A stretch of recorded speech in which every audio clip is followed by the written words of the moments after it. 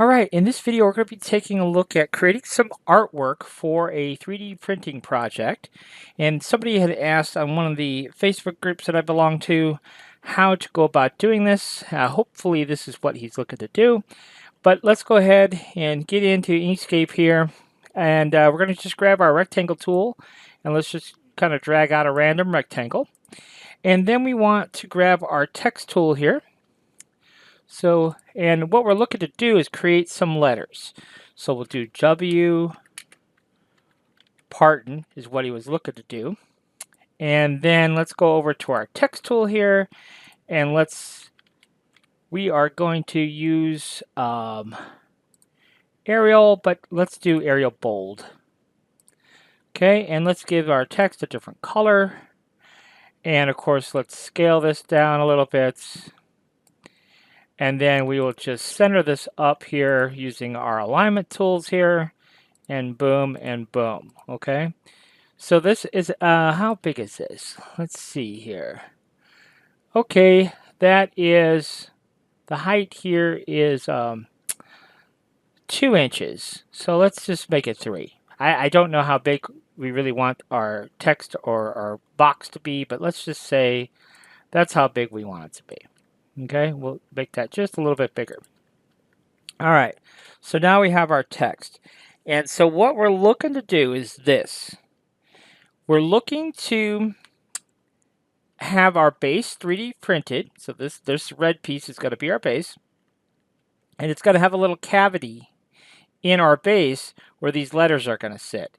Now, I don't know necessarily if these letters are meant to sit flush with the very top of our base, if they're to be raised up a little bit, but that part doesn't really matter a whole lot for what we're going to be doing. So let me show you. So we have our text. We're going to go to path and we're going to choose object to path. Now our text is no longer text. It is actually a path. All right. And then all we're going to do is we're going to duplicate our text. So let's right click and duplicate. And then on the lower one, let's give it a different color. And then what we're going to do here is we're going to apply a path effect. So we're going to do an offset path effect here. And we're going to offset, in our case, we're going to offset, I would probably do 0.1 or 0.2, somewhere around there. So what if we did 0.15? Okay, it doesn't have to be much. And then we'll go ahead and hit enter. Now, if you notice what we did here, that's what we've got. Okay, and I know that doesn't seem like much, but generally speaking, that will get the job done. So let's go back over here. We want that green piece right there. Okay, and then we'll go path and object to path. Anytime you do a path effect, you have to come back in and then do the path object to path. Okay, so now our artwork is done. Believe it or not, it's that easy. So let's just go ahead and save that. And then we'll show you what we got to do over here. So let's call it W. Let's just call it WP. Okay. So then what we'll do is we'll pop over to our slicer and show you how we got to set this up from there. All right, so here we are in the old Bambu studio. Now what I'm going to show you here basically works the same in all slicers, more or less.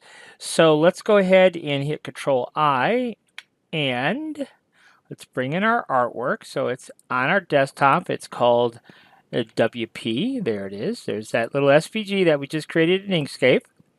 Okay. That doesn't look like much right now. Now obviously this is too big for our plate. So let's go ahead and fix that issue. Didn't really think about that to look at the width of everything here. So now that will be good. All right. So now we have 3 pieces. This is our base.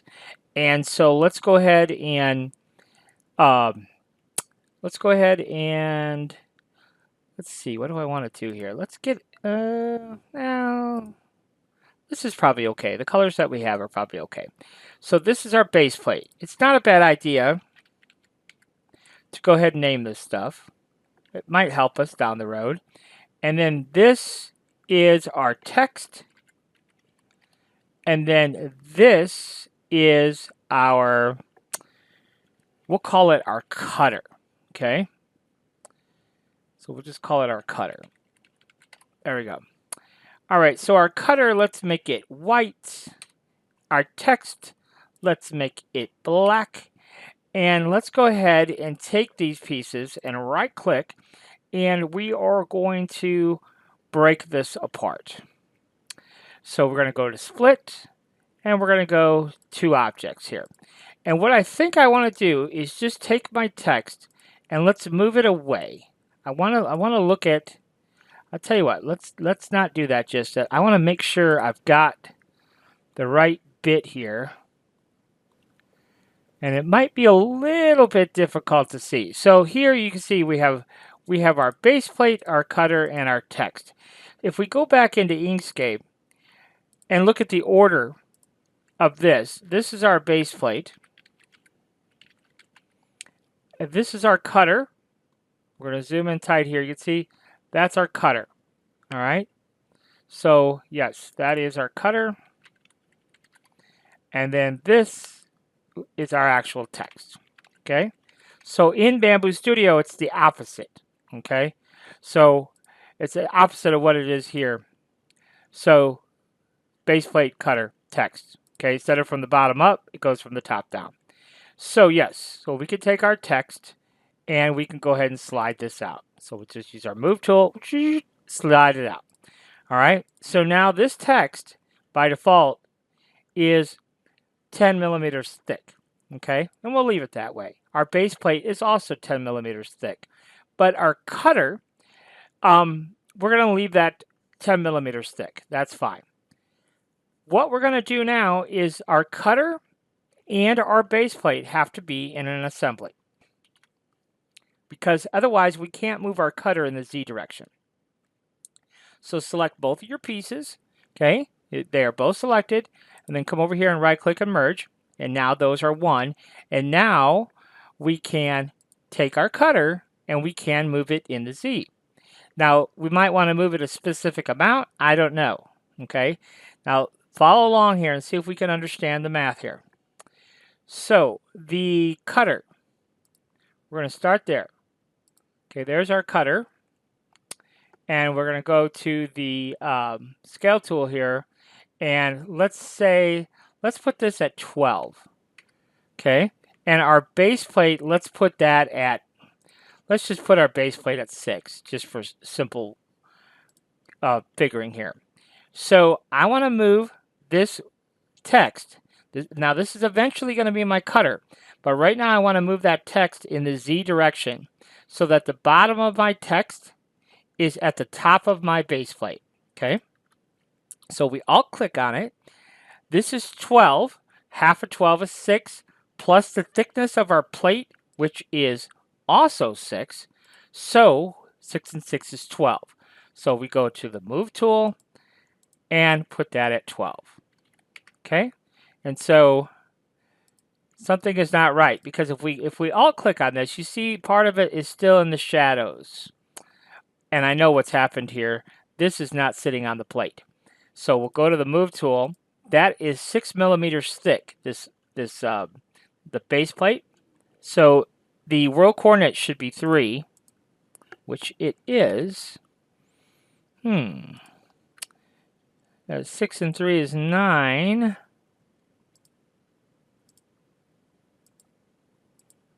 And that's what that is. Okay, something is not making sense here. What is not registering with me? Let's go back here. Okay, so that base plate is sitting on our build plate.